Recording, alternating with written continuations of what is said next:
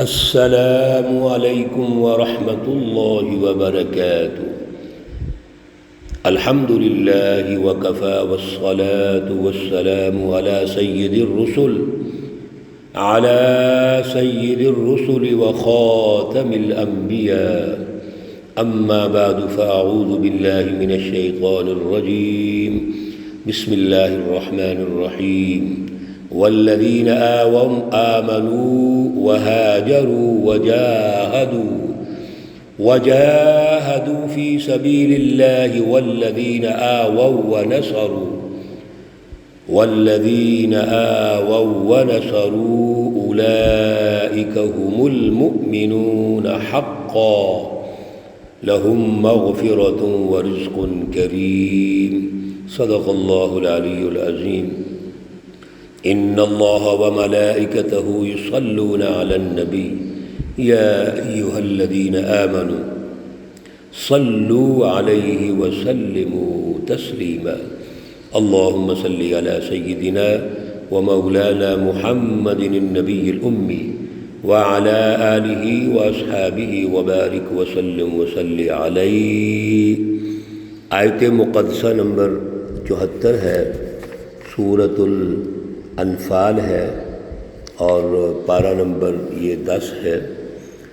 اور اس آیت مقدسہ میں اللہ رب العزت نے رسول اللہ صلی اللہ علیہ وسلم کی سچی جماعت کا تعارف کروایا ہے کہ آپ صلی اللہ علیہ وسلم جب ہجرت کر کے مکہ سے مدینہ تشریف لاتے ہیں، بڑے اہم ہدف اور ٹاسک کے لیے جو سچی جماعت آپ نے مکہ میں 13 سالہ جد و جہد کر کے محنت کر کے تیار کی، جماعت سازی کے مرحلے سے گزرے، اب وہ مہاجرین ہجرت کر کے حضور کے ساتھ مدینہ میں تشریف لے آتے ہیں۔ اور ایک وہ صحابہ کرام جو بیعت عقبہ اولیٰ اور ثانیہ میں ایک معاہدہ ہوا مدینۃ المنورہ کے اصحاب سے، وہ انصار کہلاتے ہیں۔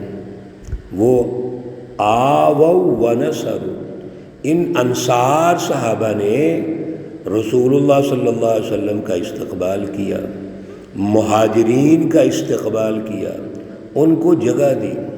میرے عزیزو، نبی علیہ السلام جب مدینہ میں پہنچتے ہیں تو اپنے ہیڈ کوارٹر کے طور پر مسجد النبوی تیار کرتے ہیں، اس کی تعمیر کرتے ہیں، اور مہاجرین اور انصار کے درمیان ایک معاہدہ کرواتے ہیں جس کو مواخات مدینہ کہا جاتا ہے۔ مواخات بھائی چارے کو کہتے ہیں۔ مواخات مدینہ کا مفہوم 2 لفظوں میں یہ ہے کہ انصار اور مہاجرین آپس میں بھائی بھائی ہیں۔ مہاجرین جب ہجرت کرتے ہیں وہ تو کچھ بھی نہیں لے کے آئے۔ اگر تاریخی طور پر آپ اس پر میرے عزیزو گفتگو سنیں تو انسان کے رونگٹے کھڑے ہو جاتے ہیں کہ کتنا لمبا سفر ہے، پیدل، اونٹوں پہ یا گھوڑوں پہ۔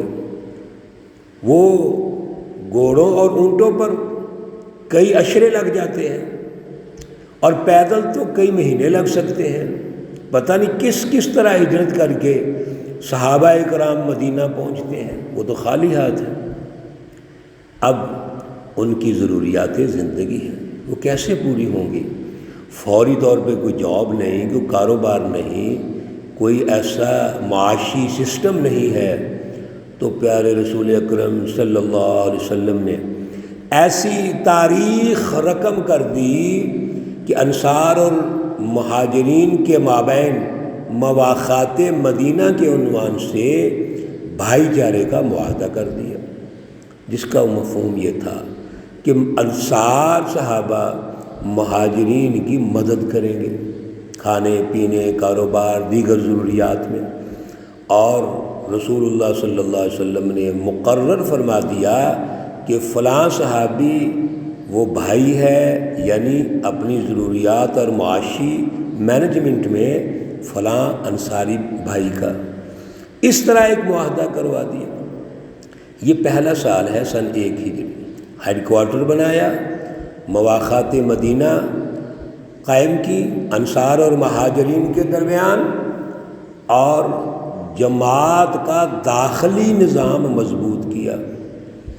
جماعت ہمیشہ میرے عزیزوں بھائیوں وہ کامیاب ہوتی ہے جس کا داخلی نظام مضبوط ہو، جو جماعت ایک نظریے پہ ہو، جو جماعت ایک سوچ رکھتی ہو، اکٹھی ایک رائے رکھتی ہو، ایک لیڈر کو مانتی ہو، ایک سوچ پر اس جماعت کی تعمیر و تشکیل ہو، یہ سچی جماعت مہاجرین اور انصار کی، جس کو اللہ نے فرمایا اولئک ھم المؤمنون حقا، یہ سب سچی جماعت تھی، سچے مومن تھے۔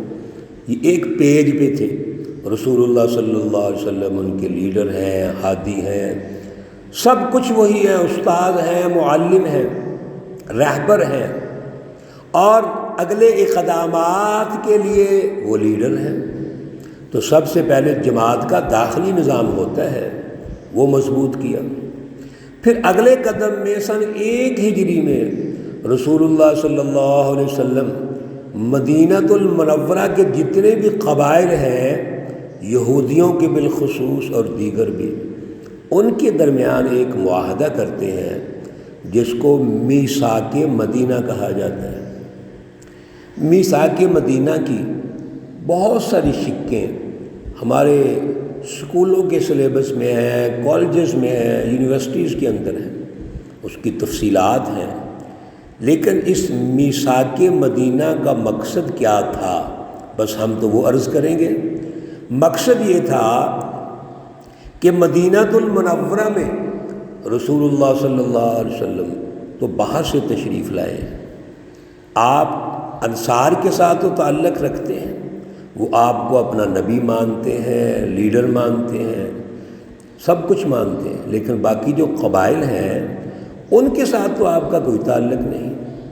چنانچہ آپ اگلے دور کے جو اہداف ہیں کہ آپ ایک بہت بڑی تبدیلی لانا چاہتے ہیں، قومی اور بین الاقوامی تبدیلیاں لانا چاہتے ہیں، اس کے لیے ضرورت اس بات کی ہے کہ قومی سطح کا ایک نظام بنایا جائے، یعنی جتنے شہر میں قومیں موجود ہیں، مذاہب موجود ہیں، ان میں یکجہتی پیدا کی جائے، ان کے درمیان امن اور خوشحالی کا معاہدہ کیا جائے، اس کو میثاق مدینہ کہتے ہیں۔ سب سے پہلے مواخات مدینہ، انصار اور مہاجرین کے مابین جماعت کا داخلی نظام مضبوط کیا، پھر میثاق مدینہ کہ مدینۃ المنورہ میں جتنے قبائل ہیں ان کے مابین ایک معاہدہ کیا۔ میرے عزیزو، یہ دونوں معاہدے آگے بڑھنے کے لیے، ارتقائی سفر کے لیے ضروری تھے۔ اس کا فائدہ یہ ہوا کہ رسول اللہ صلی اللہ علیہ وسلم نے مدینۃ المنورہ کو صرف 1 سال کے اندر یہ پوزیشن دے دی کہ آپ کی سچی جماعت بھی مضبوط ہے، اور قومی سطح پر جتنے بھی قبائل ہیں وہ ایک پیج پہ اکٹھے ہوں گے۔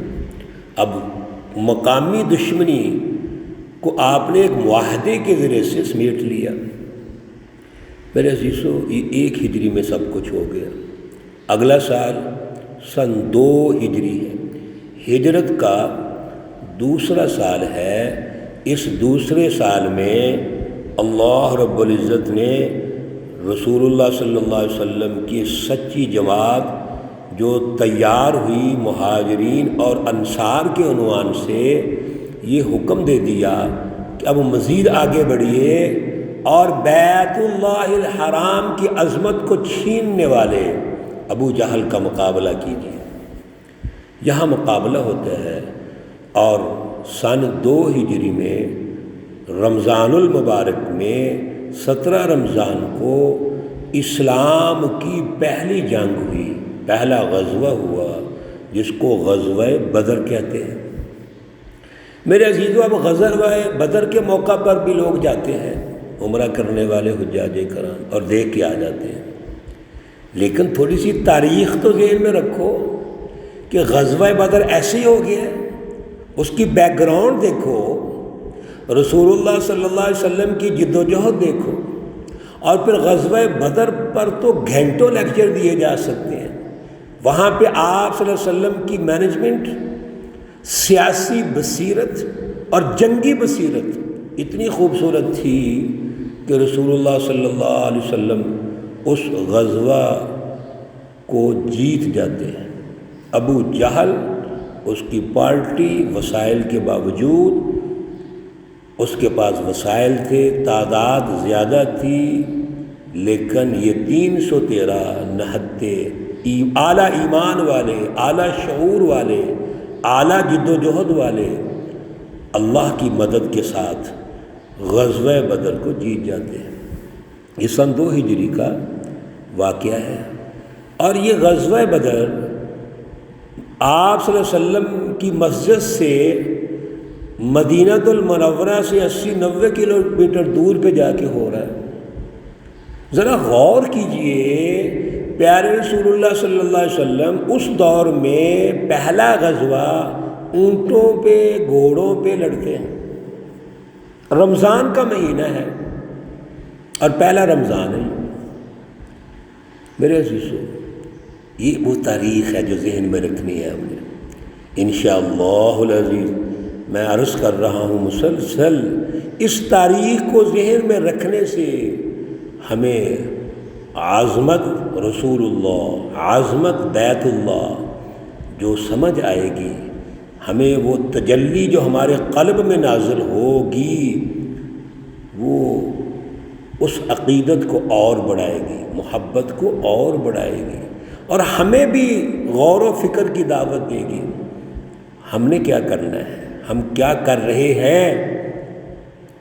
صرف عقیدت کی بنیاد پہ آئیں، عمرہ حج کر کے اور ثواب کی نیت سے چلے جائیں؟ نہیں، اس سچی تاریخ پر غور و فکر، اور پھر ساری عمر اس پہ سوچنا ہے اور سوچتے رہنا ہے، اور وہاں جا کے ہم نے تو تربیت حاصل کر کے واپس آنا ہے انشاءاللہ العزیز۔ ہم جب یہ ہمارے مختصر دروس مکمل ہوں گے زیارت حرمین شریفین کے، تو آخر میں ایک چیک لسٹ ہم 1 یا 2 دروس میں دیں گے، جس میں یہاں سے عمرہ اور حج کو جانے والے کی ذمہ داریاں کیا ہیں، کس طرح جانا ہے، کیسے آنا ہے، کیا تربیت لینی ہے۔ تربیت یہی لینی ہے جو ہم سن رہے ہیں، تو انشاءاللہ اس کا بھی ذکر کریں گے۔ اللہ ہمیں توفیق عطا فرمائے، اللہ ہمیں صلاحیت عطا فرمائے، اعلیٰ شعور عطا فرمائے۔ اللہ رب العزت تمام مرحومین و مرحومات کو جنت الفردوس میں اعلیٰ مقام عطا فرمائے۔ اللہ رب العزت تمام بیماروں کو شفائے کاملہ عاجلہ مستمرہ عطا فرمائے۔ ربنا تقبل منا انك انت السميع العليم وتب علينا انك انت التواب الرحيم، وصلى الله تعالى على النبي الأمي محمد وعلى آله وأصحابه أجمعين برحمتك يا أرحم الراحمين۔ السلام عليكم ورحمة الله وبركاته۔